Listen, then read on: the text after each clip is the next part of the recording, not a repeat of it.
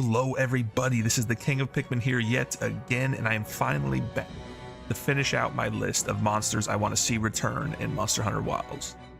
Today we'll be talking about Elder Dragons that I would like to see come back. Now I know that the developers have said that there's not going to be a focus on Elder Dragons in this game, but I feel like at one point or another, whether it be in title updates or the inevitable expansion later on down the road, we're going to be getting Elder Dragons in Wilds. I'm very confident in that at some point. Maybe not in the base game, but in the future, surely. Now, just because I don't put an Elder Dragon on this list doesn't mean I don't want it to come back. These are just my personal picks. So let's get right into it, shall we?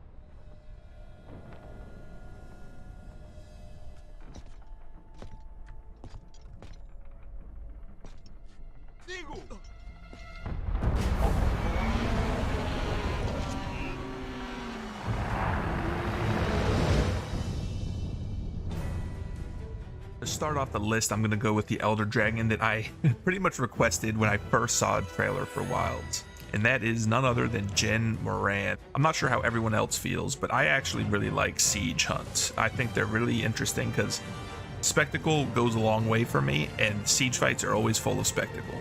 First time I fought Jin Moran, I was kind of blown away because you're riding on the dragon ship just throughout the desert, and the Jin Moran's like swimming alongside. You shoot cannons at him, you shoot ballista at him, and then he'll try to headbutt or skewer the boat, and you can hit the gong to scare him off. Later on in the fight, you have opportunities to jump on top of him and run over and do more damage. You can put bombs on his back. It's actually a pretty dynamic fight, and if you get knocked off the boat or knocked off Jin Moran while you're on him, you grapple to the dragon ship and then you pull yourself back up. There's just a lot going on, and if there's that much going on in the fight originally, just imagine what they could do in the modern generation of games. Of course, one of my favorite parts of the fight is when he goes out in front of the ship and then starts swimming at it head on, basically playing chicken. There's a Dragonator at the front of the ship that if you time it right, you can just hit him with it, and it really does a lot of damage and scares him off. The part of the fight that I think would need updating the most is the very end, when he's basically goes back to his den and you're on foot now. Like, the dragon ship is parked. You can still use some of the fortifications against him, but he just kind of slowly meanders up and you just hit his feet or stomach as he just kind of walks up to you. But I feel like they could really update the Jin Moran fight and make it something even more special in Wilds.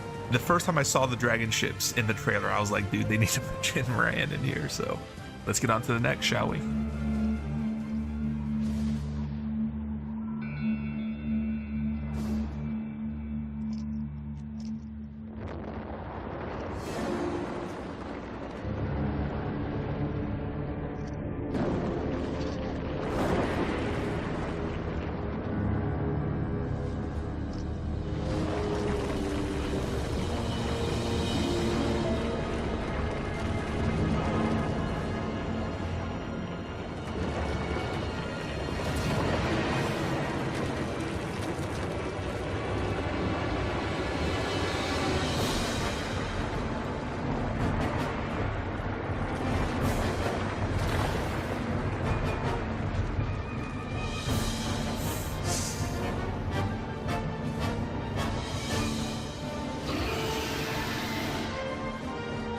Alamadur. Now this Again, spectacle is going to be a big word for especially these first two on my list. Spectacle is the key as to why I want to see them come back.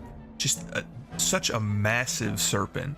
Just the scale alone of this fight is honestly amazing. And again, just like Jen Moran, imagine what they could do with the modern generation with this fight.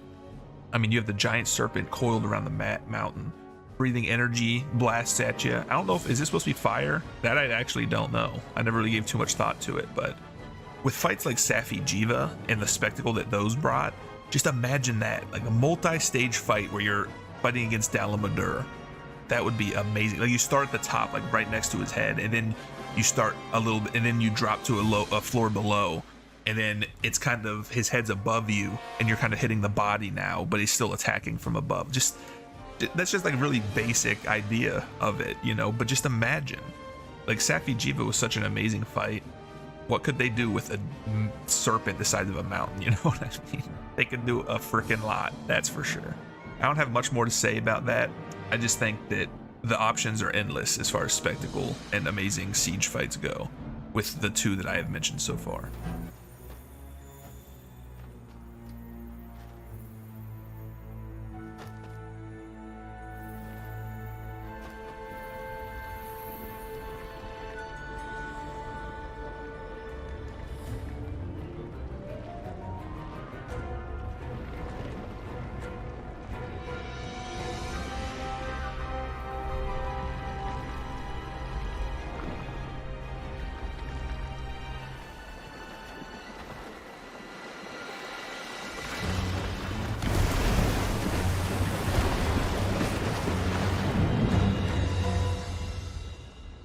All right, Namiel is my next pick. This one was a bit tough for me because one of my favorite Elder Dragons is actually Velkhana.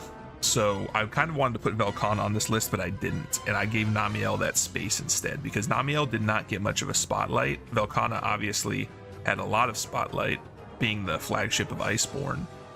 And then not only that, Velkhana came back in Rise and Sunbreak. So, and Namiel hasn't been back since Iceborne. So I do think Namiel would be a good fit for Wilds, especially in a place like the Scarlet Forest.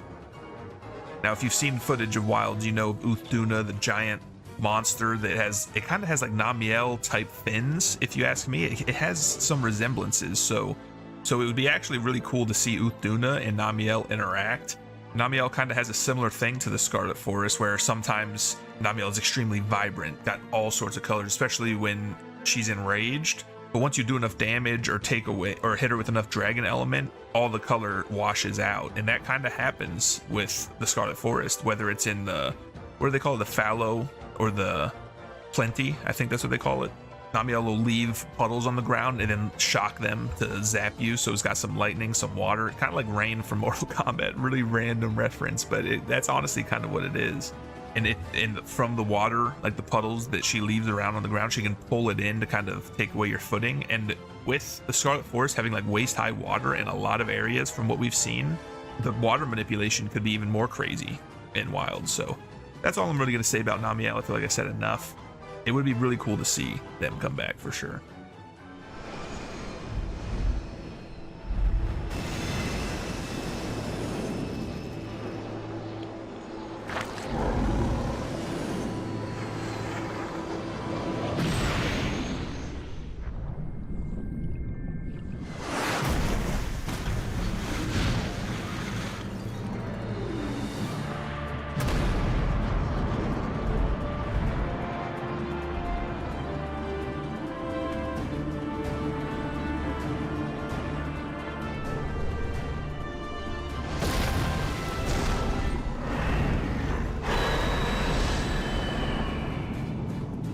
What is there to say about Valstrax that hasn't been said already? He's just too cool to not come back. And I know we got Crimson Glow Valstrax in Rise.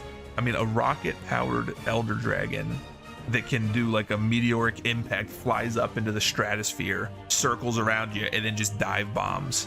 Just that, like, it's just a regular fight, but the spectacle there, another, I'm bringing up spectacle again, is just amazing. Like, every time he does the ambush, I'm just blown away at how cool it looks. Like, he lands, just the impact, the explosion, everything just looks so cool. And again, in the modern generation, because Rise was made for, you know, portable. It was made for like the Nintendo Switch primarily, so I think the game looked good, but it doesn't look as good as World or Wilds is gonna look, obviously. So seeing Valstrax, oh my gosh, that would just be so amazing, man. And then imagine you're just fighting like a horde of Dashaguma or a pack of Dashaguma, and then you just see the ambush notification, and then Valstrax comes in and just absolutely obliterates everything in sight. Or seeing Valstrax go against Bagel Cheese would be fun too. Just you're getting bombed from every angle. But anyways, Valstrax, we haven't seen him in like a really visually stunning.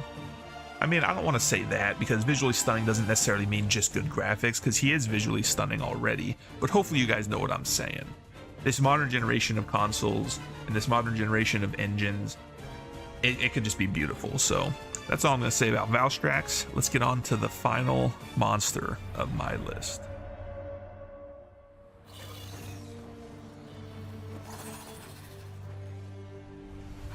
The Lord has once again settled in his rightful place.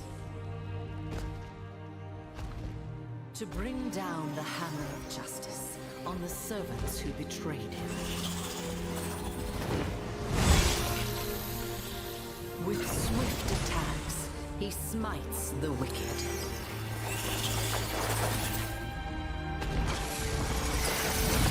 Hark, the cries of his traitors herald his return.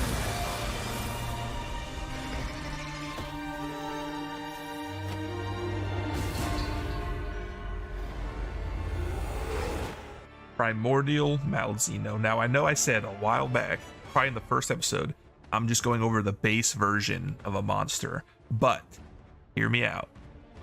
Primordial Malzeno technically is the original Malzeno.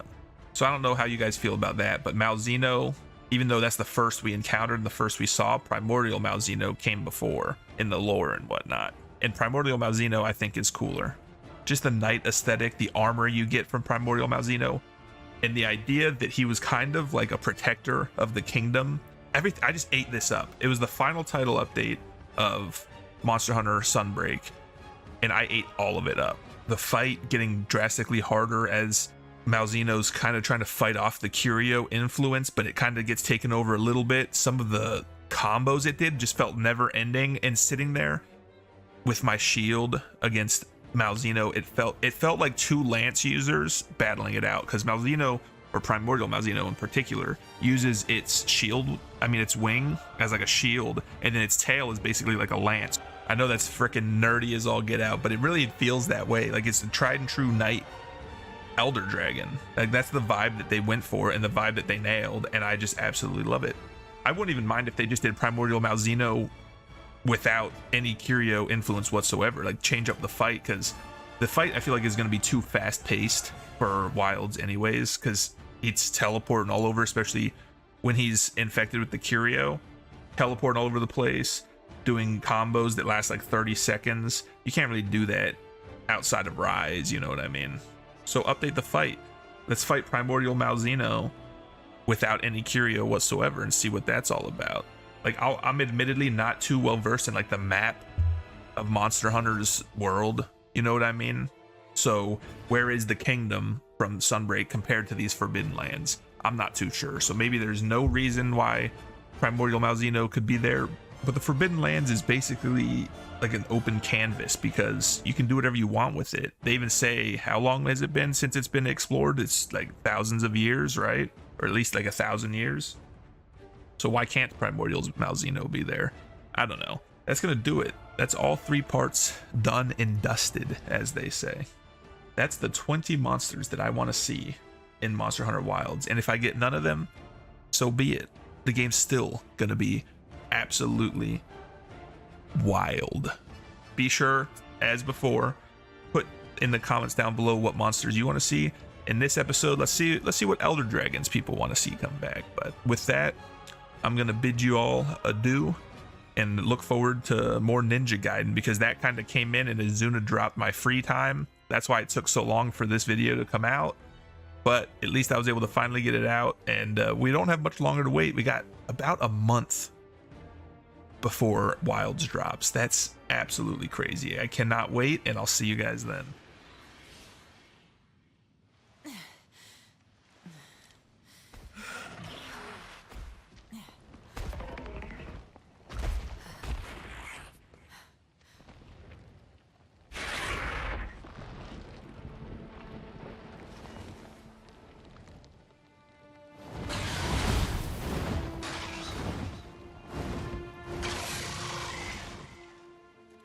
The guardian knight of peace in the kingdom has returned.